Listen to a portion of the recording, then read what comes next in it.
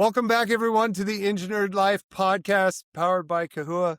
This is a show that is focused on reshaping the future of construction without all the buzzwords. Instead, we like to have honest, human, and practical conversations about what's actually working, what's not working, and what we're all still trying to figure out. So in each episode, I sit down with someone who has a unique superpower that they're using to make the industry better. Today, I'm joined by a friend that I met recently, but have really grown excited to get a chance to talk to Goodrich Fabre of HardHatCoach.ai. But more importantly, he's someone who has come up in construction with a deep level of field experience. And that's what gives Goodrich a rare ability that we'll talk about here in a second. But first, welcome to the show, Goodrich. Hey, thank you, AJ. Thanks for having me. Yeah, it's like I said, I'm excited about this one because thanks to your background and being active in the field for so long, that gives you a unique ability to translate some of the complex technologies that are coming out right now into decisions that leaders can actually trust and act on because you have that field experience behind it. So, as we kind of dive in here, one of the first questions I have for you is if you can point back to one of those moments in your career, like was there a moment that you realized construction didn't necessarily need more tech, but rather it needed clarity around the technology? Yeah, definitely. I'm going to say it wasn't, one moment. It was more of maybe the fifth time. I watched the next game changing tool kind of fell for the same exact reasons. Um, from moving on, like you said, I've been in construction my whole career. I've been in the field. I've been in the office. I've reported to CFOs, and I've reported down to foremans and things like that. So, I've always been very close to the field, the work that's happening. But I've always also been close to technology. Grew up with the computer sitting on my desk since I was 11 years old. And I've just seen it so many times where we roll out the next big piece of software, and it quickly fails. It always seems like it fails for the same reasons. Mostly what I see is uncertainty, or it's so complex, it's almost impossible to use. um, you know the field doesn't have much time to sit there and read a 50-page manual, or try to pick up the next big tool. It's make decisions fast, write things down, or do what you need to do quickly. And the moment you spend the time to stop and think about how the tool works, to me, it's already failed. Yeah, so you mentioned you saw a lot of tools come and say they were going to be game changing, which is one of those things that we like to poke at. But then, fail time and time again. Was there something that you would see over and over that kind of changed how you thought about the idea of innovation in construction? Yeah, I really think I think software in general, or software in construction, seems to always come from top down. It's an executive decision. And I think it helps them make decisions, or they believe it'll help them make decisions. So data driven, things like that. What I realize is I, the field works a little bit different, right? Um, the tools help somebody in the office more than it helps the guy on the field. I think that's been the biggest struggle of, that transformation needs to happen to show people that, in smaller steps, where I think everybody keeps wanting to come and automate everything, push that, this thing can run your whole business, where I think one, construction isn't there, or two, people have that fear of, hey, here's the next replacement. What I think really needs to happen is more of an enhancement to people, and show them the basic things that maybe a stronger email, or maybe a stronger RFI versus it now writes all my RFIs, responds, and sends me the next piece of instruction. I think that's where we've really struggled to it, is it's either something that's forced to, it's either updates, or whatever it is, and it seems a little more top down and forced upon the team versus something that's actually going to come in and make somebody's life a little bit easier. So as you've gone along and kind of discovered that, you've become really, really good at helping people feel more confident about the decisions that they're making when it comes to technical environments, especially getting the field involved and helping executives maybe be a little bit less leery of the field's feedback and more confident in what they're doing. So where did that confidence come from? Like, where did that ability to tie the field feedback into the executive level decision making, where'd that come from?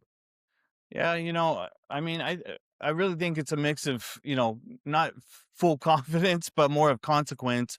I've worked in many mission critical positions, live data centers to gigantic microgrid sitting on a hospital, or just energized systems where, I mean, one decision really affects the whole project. It can affect the uptime of the project, or it could cost us millions of dollars. So I've learned more what not to do, or the people to listen to versus what looks good in a boardroom meeting, or an office trailer.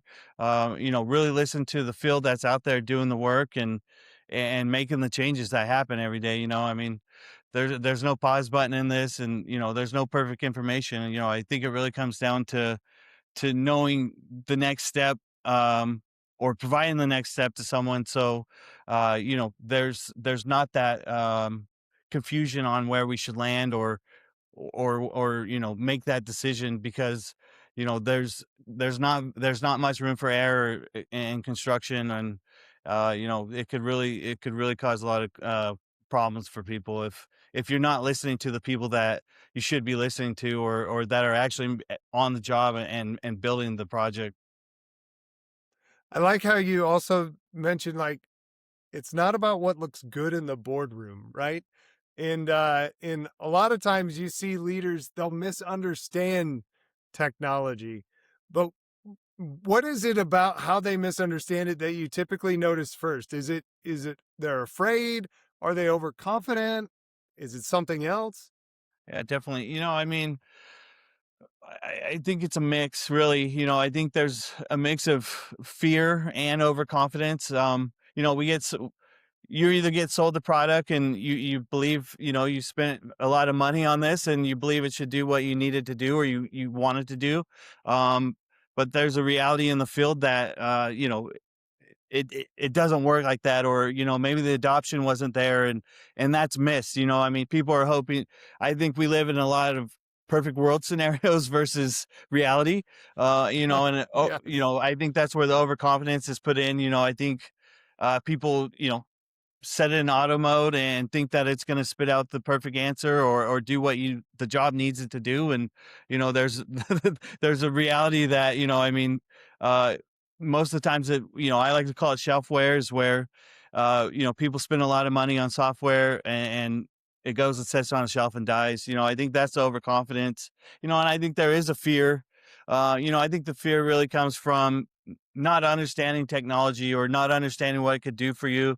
And there's a lot of guardrails where people, instead of, I don't think it's people saying, I'm scared of this. It's more of, let's lock it down, and let's add a lot more guardrails than there needs to be. So I think it's almost a spectrum of, maybe not understanding what you bought or what you're using, how the field is reacting to it. And then there's a mix of overconfidence where, I mean, maybe you put a little bit too much confidence into this piece of software, and the field hasn't even, I mean, I see a lot of times, the new piece of software sitting on a laptop somewhere, or an iPad buried under a stack of paperwork. I mean, I think that's one of the biggest problems with technology right now is we're all trying to figure out what it does for us and what it doesn't do for us. And I think there's a little bit of a mix between, understanding what it does, or just putting a little bit too much faith into it. So, like, what does that lack of clarity do to projects? Yeah, definitely. I think it's it's not a glaring thing in front of you. I think I think it's a slow and quiet failure more than it's, a blaring issue right off the bat.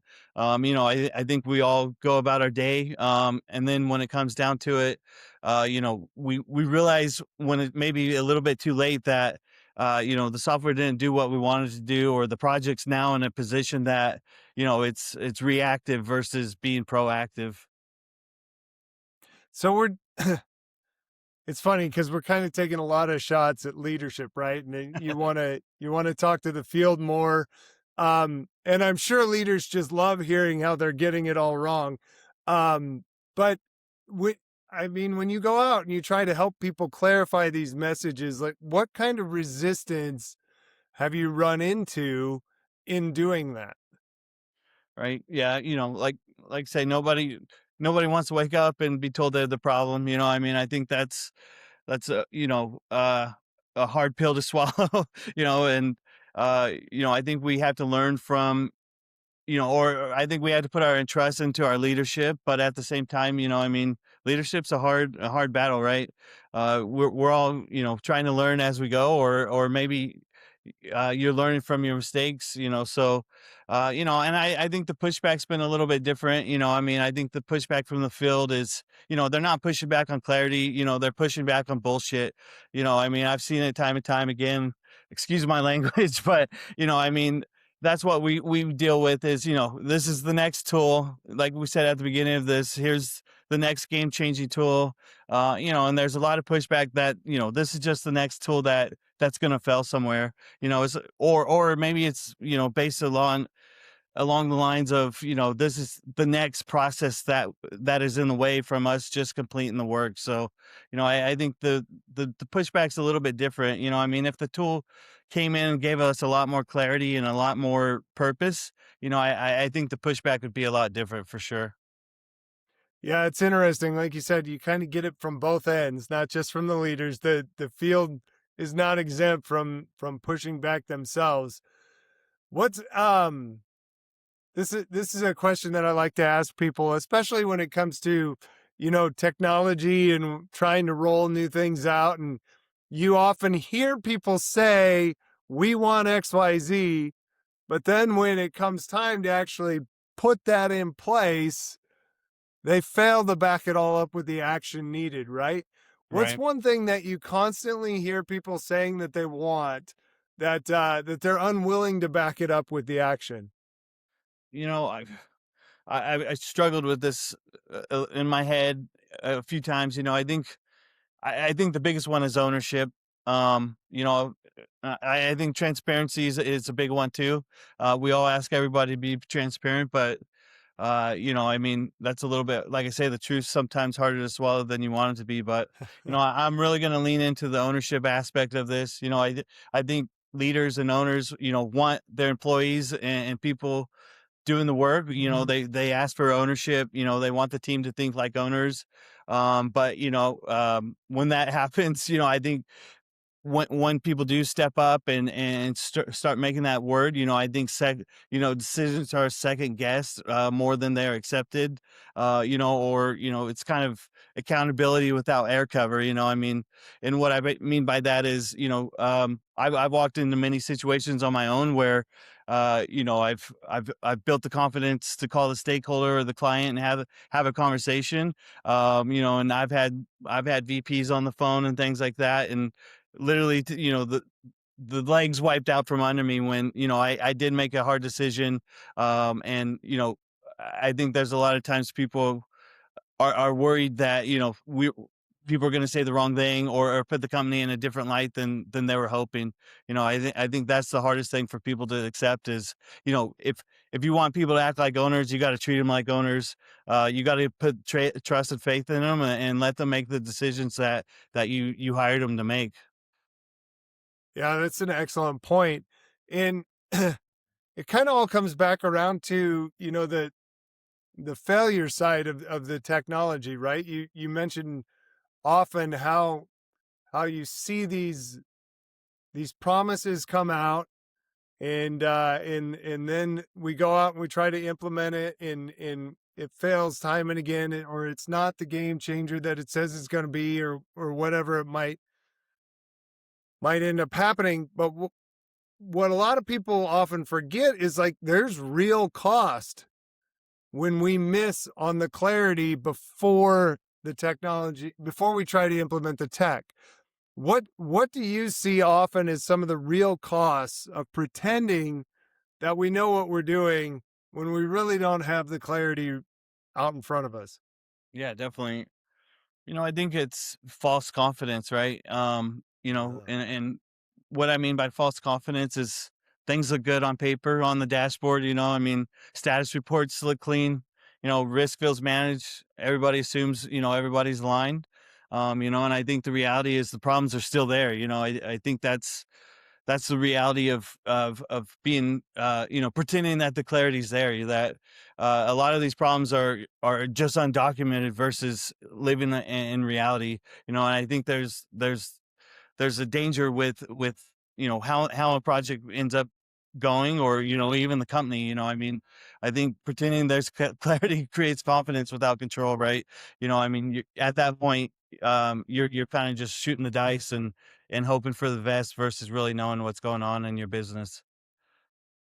and what's so interesting about it, right, is like we're at a real crossroads right now in construction, because tech is changing almost daily, right? I mean, you yourself, you founded a startup in the AI space that is seeing evolutions almost daily. So why do you think these conversations about trust and data and decision making are more important right now, maybe than they were even 2 years ago? Yeah, definitely. I think there's a laundry list of reasons, but I think one of the big issues, or the big ask in the industry right now, is to move faster, be safer, and document everything. And the biggest thing is, we all know there's a labor shortage. People Right. are retiring faster than we can bring the next one in. And I think there's you know that's where the gap is right now, is let's say data centers. I know one big competitor is pushing to build their building in 18 months, the next one's trying to do it in 6, right? I mean, Oof. we're living in a world where um competition's stiff, and being that guy, that I think moving faster in the industry is more important than ever, especially in AI and data. And uh you know I think that's where we're really driving right now, is um those buffers are gone from going slow and building right. And that's the risk here, is that if you're not building right, are you on the next bid? Are you on that next project? I think that's where the risk really lives, is I mean, one, there's a chance people get hurt. There's life safety and life issues, and then a business can be affected by being 3 months slower than somebody, or spending Right. that extra time to be safe. I think there's a good chance that people are a little more uncomfortable with the tools, and where we're at. I think the tools have basically outpaced the culture at this moment. Every day there's some new slice of life, or some new product somebody's trying to learn, and all mixed why we're all trying to push a compressed schedule. I think that's just the times that we're in right now. And with that comes a lot of hype, right? Like there's a lot of this is going to be the next thing, or that's going to be the next thing. We've hinted at it because it's happened a lot over the last decade, but now more than ever we're hearing the hype trains kind of ramp themselves up. Where are you seeing like real hope emerging and not just the hype? Yeah, definitely. I think I agree with you. I mean, there's a lot of hype around a lot of things that are happening. And I really think, hope is coming from the field versus the boardroom. I said that a little bit earlier, of, decisions being made away from the job site, and I think that's the same thing with the technology. Is, um, you know, what I'm seeing is, PMs using the tools quietly to help their job, reduce friction. Superintendents are, wanting to embrace the tools to make their life easier. I always say that a lot of people in the field maybe they're not focused on the end game, but they're more focused on getting to their kids' recital or making it to that soccer game. And I think that's the things we need to focus on right now with technology is making the people's life a little bit easier that are out there doing the work. I mean, that's where I think I see, hope coming from and helping those people that are boots on the ground be a little bit more efficient at their jobs versus the next thing that they have to spend hours either trying to learn or spend a lot of hours putting input into. That's where I really see the difference right now. And and so if we took a step back and got a little bit more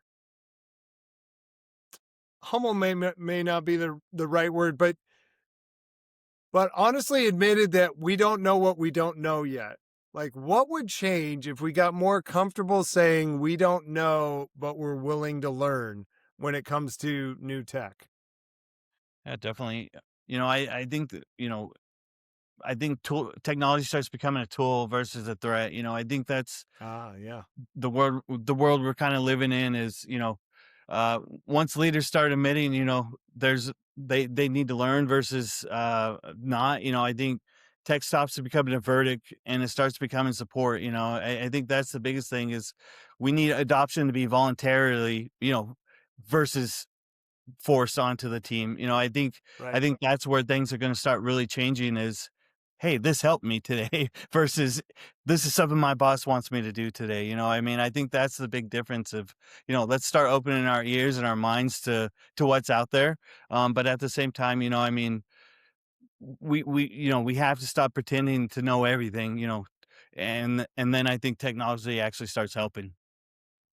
That's a really good point. So let's take that a step further and let's make this actionable. One of the things that we like to do is give some people like real takeaways that they could take action on in their day-to-day job. So for that project leader or that executive that's listening, what do you think is one small thing they could do this week, this month to build more trust in their systems, and not kind of make it just that top down, we're gonna force it.